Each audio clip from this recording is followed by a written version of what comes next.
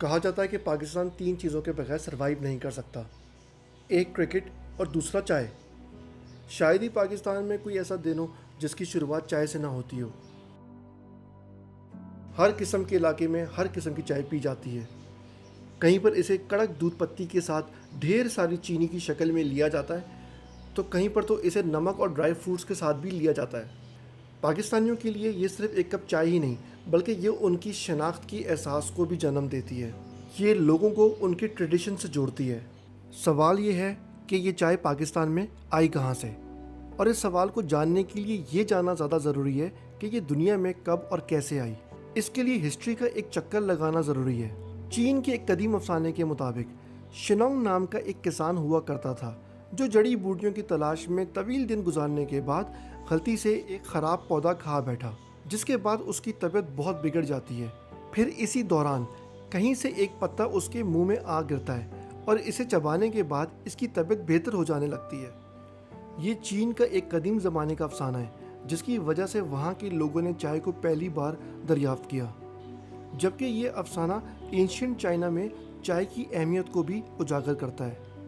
ایک archaeological study کے مطابق چائے پہلی بار وہاں 6000 سال پہلے کاشت کی گئی تھی۔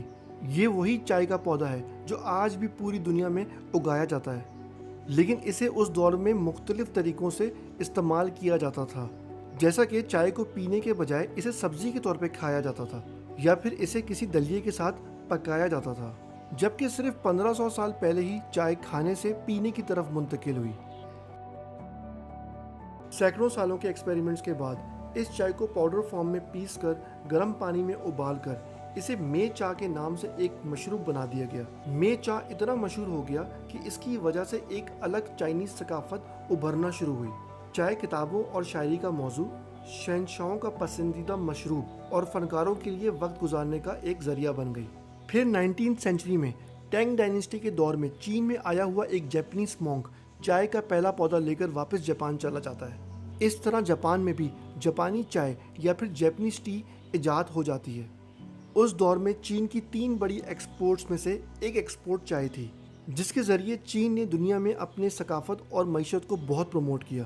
اس چائے کا پھیلاؤ 1600 کی دہائی میں اس وقت شروع ہوا جاتا ہے جب ڈچ تاجر چائنا سے بڑی مقدار میں چائے کو یورپ لے گئے۔ یہ وہ وقت تھا جب پوری دنیا میں برٹش امپائر کا رائز ہو رہا تھا اور اسی دوران چائے کی مقبولیت بھی انگلینڈ تک پہنچ چکی تھی۔ 1700 کی دہائی تک یورپ میں چائے کافی کے مقابلے میں 10 گنا مہنگی ہو گئی تھی، لیکن چائے کا پودا اس وقت بھی صرف چائنا میں ہی اگایا جاتا تھا۔ اسی وجہ سے British East India company China کے ساتھ چائے کی تجارت کرنا چاہتی تھی، اور یہ وہ ٹائم تھا جب سب کانٹیننٹ میں بھی برٹش امپائر بہت تیزی سے پھیلتی جا رہی تھی۔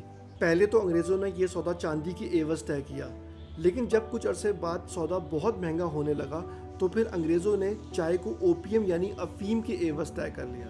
کچھ عرصے تک انگریز افیم دے کے چائے خریدتے رہے، مگر اس سودے نے چائنا کو بہت مشکل میں ڈال دیا تھا۔ افیم کی وجہ سے لوگ منشیات کے عادی ہونے لگ گئے تھے اور صحت کا ایک بہت بڑا مسئلہ کھڑا ہو گیا۔ پھر 1839 میں چائنیز آفیسر نے ایسٹ انڈیا کمپنی سے آئے ہوئے بڑی تعداد میں افیم کی شپمنٹ کو تباہ کروا دیا۔ اس ایکشن کی وجہ سے دونوں ممالک کے درمیان پہلی جنگ کا آغاز ہوا، جسے فرسٹ اوپیم وار بھی کہتے ہیں۔ 1842 تک چائنیز کوسٹ پر لڑائی جاری تھی، جس کے نتیجے میں چائنا یہ جنگ ہار جاتا ہے۔ پھر بدلے میں چائنا نے ہانگ کانگ کی بندرگاہ کو انگریزوں کے حوالے کر کے جنگ ختم کروا دی۔ اس جنگ نے 1 صدی تک چائنا کی عالمی حیثیت کو بہت کمزور کر دیا تھا۔ دوسری طرف ایسٹ انڈیا کمپنی بھی خود چائے کو اگانے اور مارکیٹ کو مزید کنٹرول کرنا چاہتی تھی۔ چنانچہ انہوں نے رابرٹ فارچون نام کے ایک پلانٹس کے ایکسپرٹ کو خفیہ آپریشن میں چائنا سے چائے چرانے کا کام سونپا، جو کہ چائنا سے آخرکار چائے کے پودوں اور اس کے تجربہ کاروں کو برٹش انڈیا کے علاقے دارجلنگ میں لے آیا، اور پھر پہلی بار سب کانٹیننٹ میں اس علاقے سے چائے پھیلنا شروع ہو گئی۔ اور پھر اسی طرح چائے دارجلنگ کے بعد سلہٹ، تب ایسٹ پاکستان اور اب بنگلہ دیش میں ہے، وہاں سے کاشت ہو کے ویسٹ پاکستان میں آنا شروع ہو گئی۔